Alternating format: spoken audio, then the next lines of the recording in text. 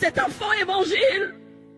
La vie chrétienne, c'est une vie de non, c'est une vie de sacrifice. Il y a un prix à payer parce que les souffrances du temps présent ne seront comparables à la gloire à venir. Il faut qu'on nous dise la vérité.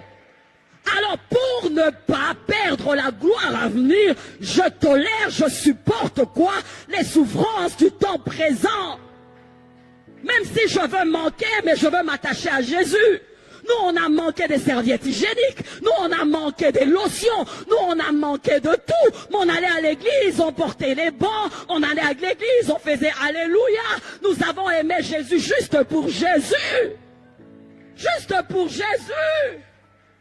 On prime, on trompe, on trompe. Qu'est-ce qui arrive? La Samaritaine se présente devant Jésus. Au lieu d'avoir une conversation réelle dans Jean 4, la Samaritaine, au lieu de parler de son péché, elle amène Jésus à un débat théologique, à un débat d'adoration. Jésus dit, arrête ça. Le problème, c'est pas où tu adores. Le problème, c'est pas la montagne. Le problème, c'est pas ceci. Le problème, c'est ton péché. L'homme avec qui tu es n'est pas tien.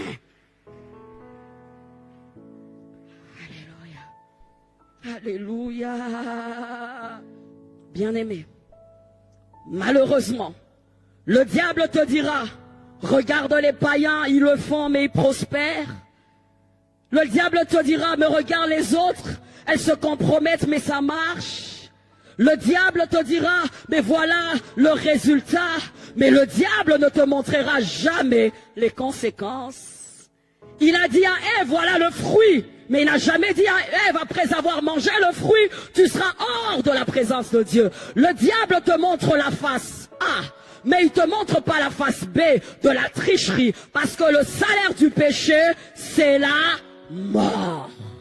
Le salaire de l'adultère, c'est la mort. Le salaire de la corruption, c'est la mort. Mais le diable te fait miroiter les choses. Il te dit, tout le monde le fait. Le diable fait miroiter les choses. Il te dit, voilà combien ça paye. Mais le diable ne te montre pas que quand tu as volé un œuf, tu voleras un bœuf. Et tu pourras en faire ta vie et tu vas rater le retour de Jésus. Tu vas rater le retour de Jésus, l'enlèvement si tu veux. Pourquoi? Pour de l'argent. Tu vas rater pourquoi? Bien-aimé, pourquoi? Pour un travail. Tu vas rater pourquoi? Pour un plaisir. Tu vas rater l'enlèvement pourquoi? Pour ceux qui crient en toi pendant que je suis en train de prêcher. Que de relations extra-conjugaux. Que des jeunes filles qui sortent avec les papas au sugar daddy pourvoyeur. Que des femmes qui n'ont pas honte et qui le font. Que des gens qui viennent à l'église mais qui volent et pillent la caisse de l'État. Nous prions, nous allons jeûner, mais ça s'appelle tricherie. Tricherie anti-valeur par rapport au système du monde. Le diable veut faire de nous des menteurs, des pilleurs, des tricheurs. C'est une lutte quotidienne. C'est une lutte quotidienne. Jean 17, verset 15. Le Seigneur dit, je te prie pour les ôter. Je ne te prie pas pour les ôter du monde. Mais au fond, je te prie pour les préserver du mal. Ils ne sont pas du monde. Comme moi, je ne suis pas du monde. Mais préserve-les du mal. Il dit, bien sûr que nous ne sommes pas du monde. Mais étant dans le monde, la prière de Jésus, ma prière c'est laquelle? De nous préserver du mal. Ne me soumets pas à la tentation. Ne me soumets pas à la tentation. Plus jeune, quand on me disait tentation, ça avait l'air facile. Mais quand tu as faim, et l'issue c'est seulement piller. Bien aimé, tu vas te rendre compte que la tentation devient rude. Rude, rude.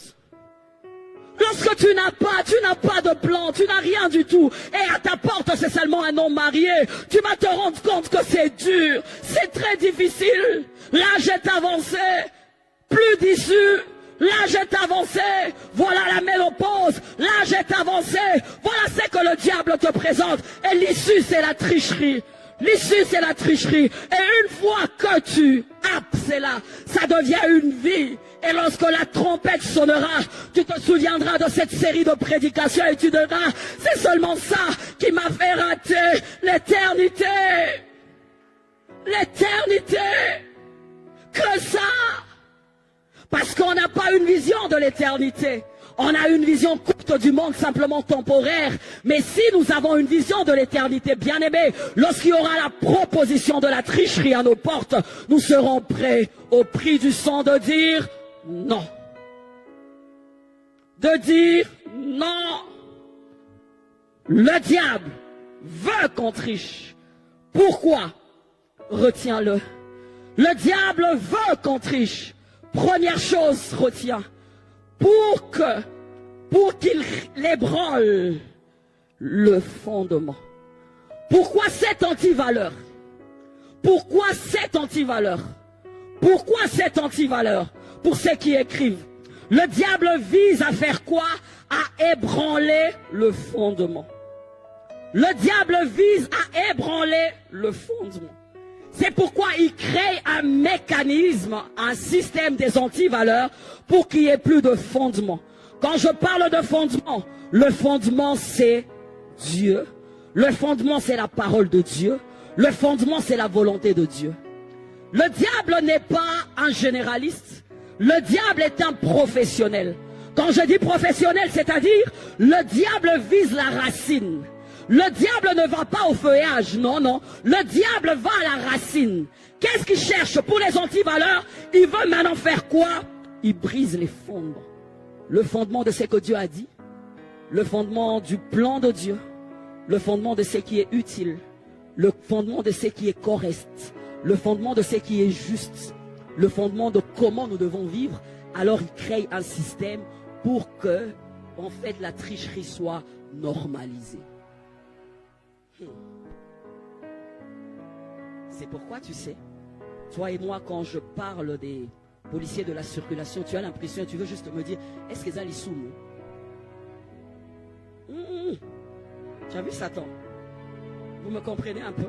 Mon mari n'a pas d'argent, alors je camoufle, je sors avec un homme plus riche. Il n'en saura rien du tout que des femmes qui gardent des secrets bizarres. Tricherie, elle vit avec. Mais à l'église, elle arrive, on dit tu seras béni.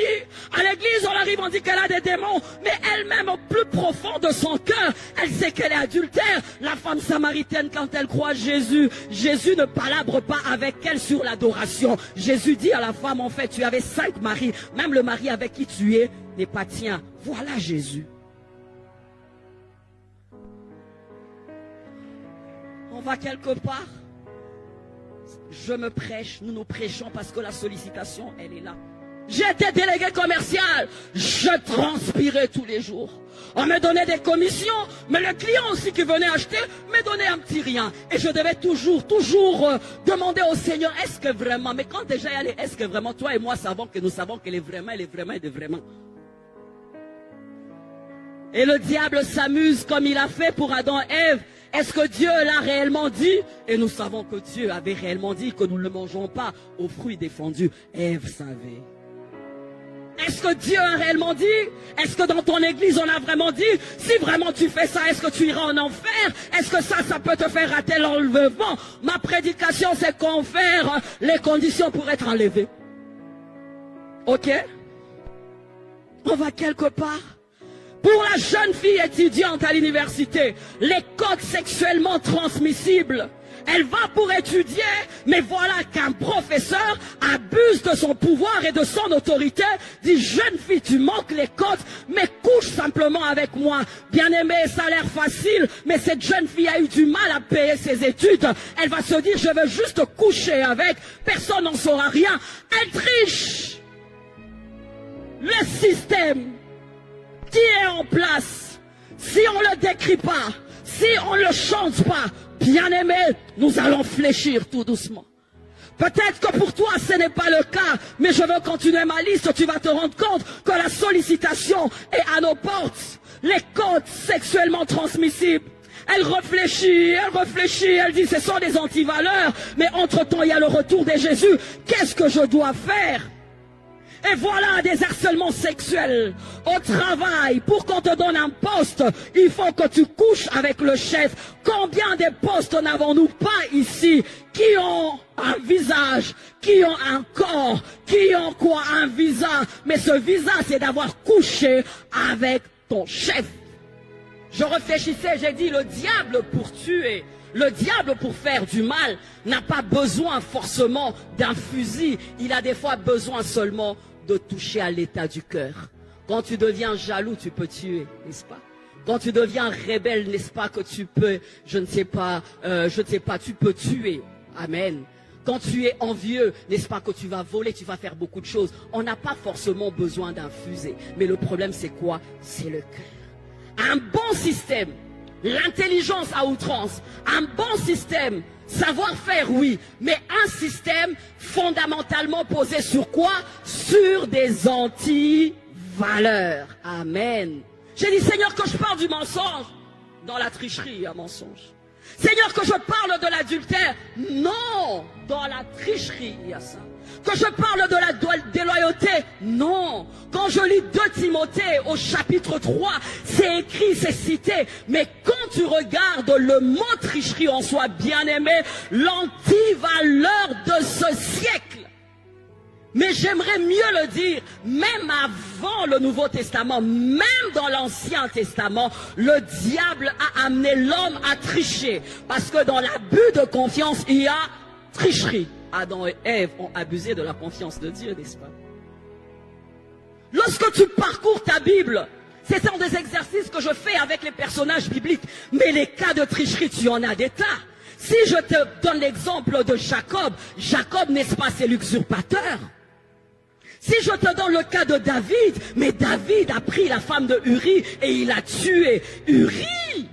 Si je prends des cas de tricherie, mais Saül, au lieu de vouer par interdit tous les veaux, mais qu'est-ce qu'il avait fait? Il en avait caché et voilà qu'il y avait cette histoire de beulement, n'est-ce pas? Si tu y vas encore plus loin, tu vois même dans le Nouveau Testament, Ananias et Saphir, qu'est-ce qu'ils avaient fait? Ils avaient triché. Si tu continues ta lecture, même Judas, tu vas te rendre compte qu'est-ce qu'il avait fait? Il avait triché. Fornication. Les jeunes aujourd'hui, sans être mariés, couchent en désordre. Les jeunes, il n'y a plus de barrière. Mais ils savent très bien que nous devons nous connaître dans le mariage. Mais ils trichent, ils font semblant, comme si de rien n'était, remplis de conscience chargée. Il est à l'église, il est intercesseur, il est diacre, il est tout ça. Mais il triche, il mange avant d'être servi. C'est la tricherie. Ça s'appelle fornication. Alléluia, on est ensemble, on est ensemble. On va jeûner. Mais bien aimé, si nous sommes sous la domination de Satan, sous son système, nous serons déjà dans ceci. Lorsque les fondements sont ébranlés, que ferait le juste, dit la parole de Dieu? Les fondements. Alors il dit, je ne veux pas regarder la famille de là. Qu'est-ce que je veux faire? Je veux créer un système. Pour faire quoi? Pour détruire la famille. Je veux normaliser des mauvaises choses. Comme ça, lorsqu'ils vont enfanter, ils vont engendrer. Il y a des mauvaises choses qui vont se passer. Alors qu'est-ce qu'il fait? Il passe via télévision, via réseaux sociaux. On est ensemble, via médias.